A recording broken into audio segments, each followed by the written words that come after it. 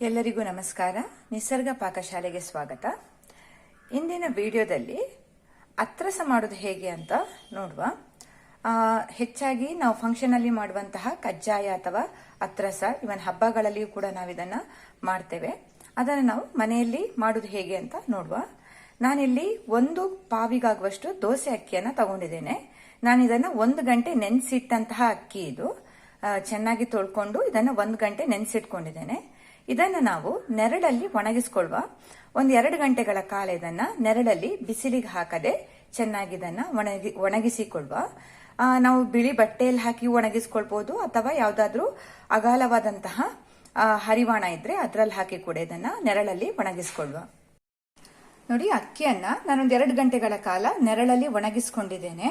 ನಾವು ಈ ಅಕ್ಕಿಯನ್ನ ಪುಡಿ ಮಾಡಿಕೊಳ್ಬೇಕು. ಕುಟ್ಟಿಸ ಪುಡಿ ಮಾಡಿಕೊಳ್ಬಹುದು, ಅಥವಾ ಮಿಕ್ಸಿಯಲ್ಲಿ ಹಾಕಿ ಕೂಡ ಸ್ವಲ್ಪ ತರಿಯಾಗಿ ನಾವು ಪುಡಿ ಮಾಡಿಕೊಳ್ಬೇಕು. ನಾವು ಪುಡಿ ಮಾಡಿಕೊಳ್ಳುವಾಗ ನಾನೊಂದು ಸ್ಪೂನಿಗಾಗುವಷ್ಟು ಕಾಳುಮೆಣಸನ್ನ ತಗೊಂಡಿದ್ದೇನೆ. ಹಾಗೆ 4 ಏಲಕ್ಕಿ ಬೀಜವನ್ನ ತಗೊಂಡಿದ್ದೇನೆ. ಇದನ್ನೆಲ್ಲ ಸೇರಿಸ್ಕೊಂಡು ಪುಡಿ ಮಾಡಿಕೊಳ್ಳುವ. ಪುಡಿ ಮಾಡಿಕೊಂಡ ನಂತರ ಒಂದ್ಸಲ ಜರಡಿ ಹಿಡಿದು ಯಾವುದೇ ಗಂಟಾಗದ ಹಾಗೆ ನೀಟಾಗಿ ಅದನ್ನ ನಾವು ಪುಡಿ ಮಾಡಿಕೊಳ್ಳುವ. ಅಕ್ಕಿಯನ್ನ ಪುಡಿ ಮಾಡ್ಕೊಂಡಾಗಿದೆ, ತರಿಯಾಗಿ ನಾ ಇದನ್ನ ಪುಡಿ ಮಾಡ್ಕೊಂಡಿದ್ದೇನೆ. ನಾನು 1 ಪಾವ್ ಅಕ್ಕಿಯನ್ನ ತಗೊಂಡಿದ್ದೆ. ಇದ್ರಲ್ಲಿ ನನಗೆ 1.5 ಕಪ್ಪಿಗಾಗುವಷ್ಟು ಅಕ್ಕಿಯದ್ದು ಹಿಟ್ಟು ಈಗ ನನಗೆ ಸಿಕ್ಕಿದೆ. ನಾನು ಇದೇ ಅಳತೆಯಲ್ಲಿ 3/4 ಕಪ್ಪಿಗಾಗುವಷ್ಟು ಬೆಲ್ಲವನ್ನ ಪಾಕ ಮಾಡ್ಕೊಳ್ತಾ ಇದ್ದೇನೆ. ಈ ಅಳತೆಯಲ್ಲೇ ನಾವು ಯಾವ ಕಪ್ಪಲ್ಲಿ ಇದನ್ನ ನಾವು ಮೆಜರ್ ಮಾಡ್ತೇವ ಅದರದ್ದು ಅರ್ಧ, ಅಕ್ಕಿ ಹಿಟ್ಟು ಎಷ್ಟು ಸಿಗ್ತದೆ ಅದರದ್ದು ಅರ್ಧಕ್ಕೆ ಸರಿಯಾಗಿ ನಾವು ಬೆಲ್ಲ ತಗೊಳ್ಳುವ. ನಿಮ್ಗೆ ಸಿಹಿ ಜಾಸ್ತಿ ಬೇಕಿದ್ರೆ ನೀವು ಸ್ವಲ್ಪ ಜಾಸ್ತಿನೇ ತಗೊಳ್ಬಹುದು. ನಾನು ಇದಕ್ಕೆ 1 ಸ್ಪೂನಿಗಾಗುವಷ್ಟು ಗಸಗಸೆಯನ್ನ ಸೇರಿಸ್ಕೊಂಡಿದ್ದೇನೆ. ಈಗ ನಾವು ಇದರಲ್ಲಿರುವಂತಹ 3/4 ಕಪ್ಪಲ್ಲಿ ನಾನು ಬೆಲ್ಲವನ್ನ ಹಾಕೊಂಡು 1-2 ಸ್ಪೂನ್ ನೀರ್ ಹಾಕಿ ಒಂದ್ ಸ್ವಲ್ಪ ಅದನ್ನ ಕರಗಿಸ್ಕೊಳ್ತಾ ಇದ್ದೇನೆ. ನಾನು ಅಳತೆಯಲ್ಲಿ 3/4 ಕಪ್ಪಿಗಾಗುವಷ್ಟು ಬೆಲ್ಲ ತಗೊಂಡಿದ್ದೇನೆ. 1-2 ಸ್ಪೂನಿಗಾಗುವಷ್ಟು ನಾನು ನೀರ್ ಹಾಕೊಂಡು ಈಗ ಬೆಲ್ಲ ಕರಗ್ತಾ ಇದೆ.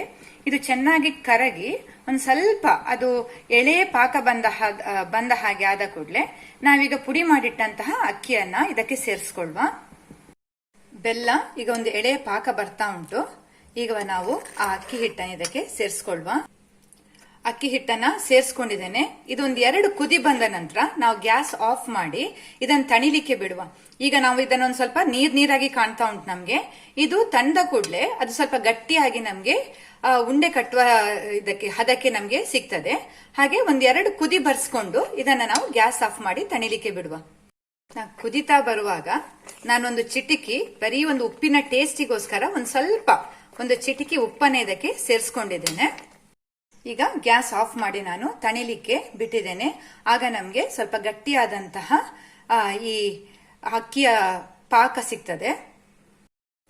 ಈ ತಣ್ಣದ ನಂತರ ಈ ತರ ನಮ್ಗೆ ಪೇಸ್ಟ್ ಸಿಗ್ತದೆ. ನಿಮ್ಗೆ ಬೇಕಾದಷ್ಟು ಹದದಲ್ಲಿ ನೀವು ಉಂಡೆಯನ್ನ ಮಾಡ್ಕೊಳ್ಬಹುದು. ಈ ತರ ನಾವು ಉಂಡೆಯನ್ನ ಮಾಡ್ಕೊಂಡು ಇಟ್ಕೊಳ್ವ.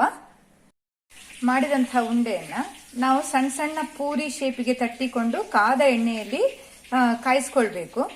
ನಿಮ್ಗೆ ಕೈಯಲ್ಲೇ ತಟ್ಲಿಕ್ಕೆ ಆಗ್ತದಂತಾದ್ರೆ ಕೈಯಲ್ಲೇ ತಟ್ಕೊಳ್ಬಹುದು. ಇಲ್ಲ ಪ್ಲಾಸ್ಟಿಕ್ ಹಾಳೆಯಲ್ಲಿ ಸಣ್ಣ ಸಣ್ಣ ಪೂರಿಗಳ ಹಾಗೆ ಶೇಪಿಗೆ ತಟ್ಟಿಕೊಂಡು ಬಿಸಿ, ಅದು ಎಣ್ಣೆ ಚೆನ್ನಾಗಿ ಕಾದಿರ್ಬೇಕು.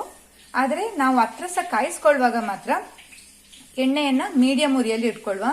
ಇಲ್ದಿದ್ರೆ ಮೇಲ್ಗಡೆ ಎಲ್ಲ ಕರಟಿದ ಹಾಗಾಗಿ ಒಳಗಡೆ ಚೆನ್ನಾಗಿ ಬೇಯೋದಿಲ್ಲ. ಸೊ ಇದನ್ನ ನಾವೀಗ ಸಣ್ಣ ಸಣ್ಣ ಪೂರಿ ಆಕಾರಕ್ಕೆ ತಟ್ಟಿಕೊಂಡು ನಾವು ಎಣ್ಣೆಯಲ್ಲಿ ಕಾಯಿಸ್ಕೊಳ್ವಾ. ನಾನಿಲ್ಲೊಂದು ಪ್ಲಾಸ್ಟಿಕ್ ಹಾಳೆ ತಗೊಂಡಿದ್ದೇನೆ, ಸ್ವಲ್ಪ ದಪ್ಪಾಗಿರುವಂತದ್ದು. ಅದಕ್ಕೊಂಚೂರು ಎಣ್ಣೆ ಸವರಿ ಇಟ್ಕೊಂಡಿದ್ದೇನೆ ಸುಲಭವಾಗಿ ಏಳ್ಲಿ ಅಂತ. ಸೊ ಆ ಉಂಡೆಯನ್ನ ಇಟ್ಕೊಂಡು ಈ ತರ ತಟ್ಕೊಂಡಿದ್ದೇನೆ. ಮಿಡಲ್ ಅಲ್ಲಿ ಒಂದು ಸಣ್ಣ ತೂತ್ ಮಾಡಿದ್ದೇನೆ, ಯಾಕಂತ ಹೇಳಿದ್ರೆ ಅದು ಒಳಗಡೆ ಎಲ್ಲ ಚೆನ್ನಾಗಿ ಬೇಯ್ಲಿ ಅಂತ ಹೇಳಿ ಮಿಡಲ್ ಅಲ್ಲಿ ಒಂದು ಸಣ್ಣ ತೂತ್ ಮಾಡಿದ್ದೇನೆ. ಈಗ ಇದನ್ನ ನಾವು ಕಾದ ಎಣ್ಣೆಯಲ್ಲಿ ಕಾಯಿಸ್ಕೊಳ್ವಾ. ನಾನು ಫ್ಲೇಮ್ ಅನ್ನ ಮೀಡಿಯಂ ಅಲ್ಲಿ ಇಟ್ಕೊಂಡಿದ್ದೇನೆ. ನೋಡಿ, ಈಗ ಇದು ಚೆನ್ನಾಗಿ ಕಾಯ್ತಾ ಉಂಟು. ಸ್ವಲ್ಪ ಹೊತ್ತು ಇದನ್ನು ನಾವು ಚೆನ್ನಾಗಿ ಕಾಯಿಸ್ಕೊಳ್ವಾ. ನೀವು ಸೈಜ್ ನಾನು ಸ್ವಲ್ಪ ಸಣ್ಣದಾಗಿ ಮಾಡಿದ್ದೇನೆ. ನೀವು ಬೇಕಿದ್ರೆ ಇದಕ್ಕಿಂತ ಸ್ವಲ್ಪ ದೊಡ್ಡದಾಗಿ ನೀವು ಮಾಡ್ಕೊಳ್ಬಹುದು.